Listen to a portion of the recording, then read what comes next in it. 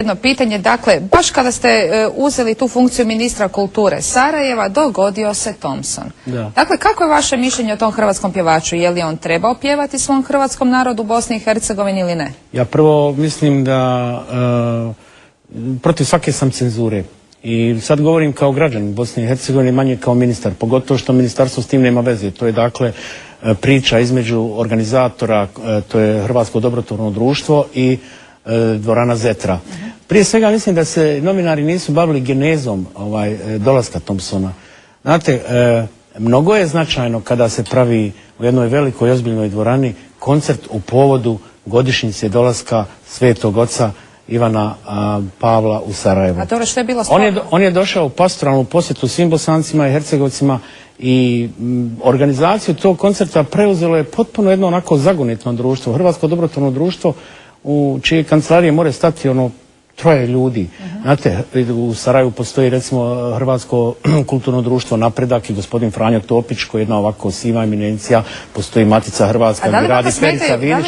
Ne, vrlo je bitno da kažem, dakle, ko su organizatori tog koncerta i drugo, što je vrlo bitno, organizatori su htjeli da prevare građane Sarajeva zbog toga što su na spisak ljudi koji će pjevati na tom koncertu stavili crvenu jabuku gospodina Škoru.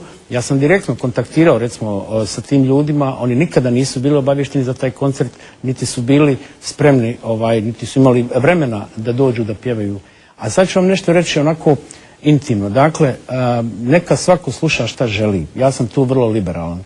Ali ksenofobične, mizantropske, dakle, poruke koje se zaista nalaze u određenim pjesmama gospodina Perkovića nisu dobro došle u jedno multinacionalno, multikonfesionalno Sarajevo, pogotovo što na 150 metara od dvorane gdje se koncert trebao održati je u vrijeme Endehazije visilo 5 dana preko 150 ljudi. Dakle, Maks Luburić je poznat po tome da je vješao nevine ljude po Sarajevu.